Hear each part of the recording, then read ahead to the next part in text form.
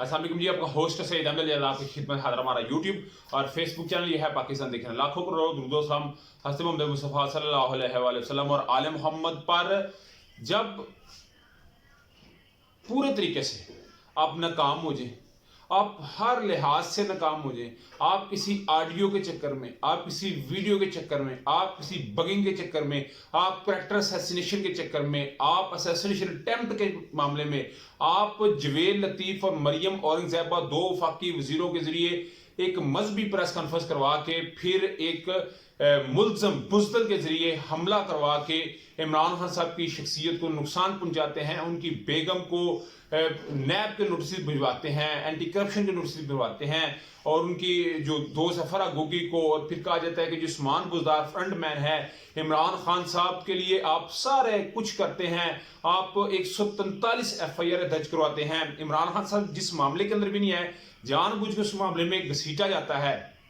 बात छोटी सी होती है, आप उसको इतना बड़ा बयान करवाते हैं कि पता चले कि अगर कोई सबसे बड़ा कसूरवार है, अगर कोई सबसे बड़ा इस मुल्क का दुश्मन है तो वो इमरान खान है। हालांकि और उससे बढ़ के जी आयन की अगर कोई पामाली कर रहा है और अगर कोई इलेक्शन से भाग रहा है तो इमरान खान है। सारी बातों का अगर मैं निचोड़ निकालूं तो कुछ ना मिला तो फिर इमरान खान साहब की जाती जिंदगी आ गई, इमरान खान साहब की शादी आ गई। आज जी मुल्क के अंदर एक मैं समझ तमाशा किया गया, और इसके ऊपर फवाद साहब ने एक वक्त में कहा था कि शायद हमारा दुश्मन इतना कोई बदतहजीब के बदतमीज है कि उसने घर की चादर और चार दीवारी का भी तकद्दस पमाल करना शुरू कर दिया। मैं तो यहाँ पे ये बात कहूँगा कि किसी की निजी जिंदगी के ऊपर, पर्सनल लाइफ के ऊपर इस तरह का हमला और फिर ऐसा मामला पेश करना कि जिससे मजहबी जो है वो शरीयत का मामला हो और लोग उसके ऊपर बस कुछ भी करने को तैयार हों। मुफ्ती सईद साहब तो आप जानते हैं जो उनका किरदार है, चाहे पिंडी में हो चाहे इस्लामाबाद में हो, किसी से ढका छुपा नहीं है। आज से 4 दिन पहले जब अदालत ने पूछा, ये दरखास्त दी गई ना जी, इमरान खान साहब ने जो शादी किया वो इद्दत के दिनों में किया है और ये गलत किया, तो अदालत में केस लग गया। मुझे से पूछा गया कि वेयर इज जी मुफ्ती सईद साहब, तो मुफ्ती सईद साहब जी उम्रा करने गए हुए थे।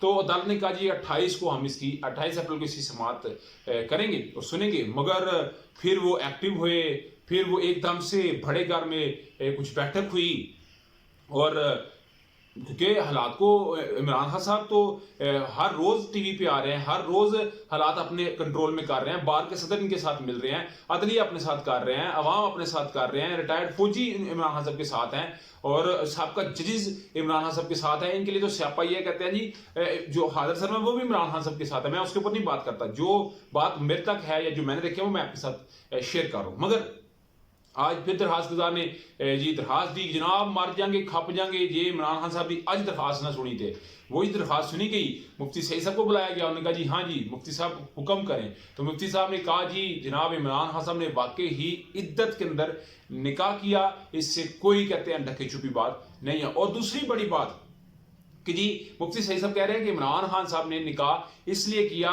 कि मुझे एक क्या सकते हैं, मेरे लिए अच्छी बात यह है कि अगर मैं बुशरा बीबी से निकाह कर लेता हूं तो मैं मुल्क का वज़ीर-ए-आज़म बन जाऊंगा। तो वो निकाह के बाद वज़ीर-ए-आज़म बन गए, मगर अभी उसको हवा दिया जा रहा है, अभी माउथ पीसीस के जरिए, अभी जानशीनों के जरिए, अभी डाया हॉटस्पॉटरों के जरिए, और अभी अपने पेड कंटेंट जो रखते हैं उनके जरिए फट्टे पे फटा प्राइम टाइम में चलेगा, हेडलाइन चली है कि जी इमरान खान साहब ने पता नहीं कितना को बड़ा शर्म जुर्म कर लिया है। हालांकि इमरान खान साहब कहते हैं कि अगर कफारा भी मैंने इसका अदा कर दिया, मगर फिर भी इसके ऊपर ऐसी बातें करना ये इस चीज़ की दलील है, इस चीज़ की वजाहत है कि आपके पास और कुछ ना निकला तो इन ओछे हथकंडों से ही अपने करैक्टर असैसिनेशन शुरू कर दी। क्योंकि असैसिनेशन अटेम्प्ट तो आपने कर ली, जाने वाला हमला कुछ ना मिला तो करैक्टर असैसिनेशन भी करके देख लें, क्योंकि जिसको अल्लाह ताला की ज़ात ने मजबूती से पकड़ा हो, क्योंकि इंसान दुनिया पे कुछ बना रहा होता है, आसमान फैसले कुछ और हो रहे होते हैं। तो मैंने कहा ये जो मैंने आपको इसके ऊपर बात करनी है, और मैं कोशिश करूंगा अगले व्लॉग में फिर आपके साथ इसी के ऊपर कुछ बातें और भी करूं जो मेरे अंदर की बातें हैं।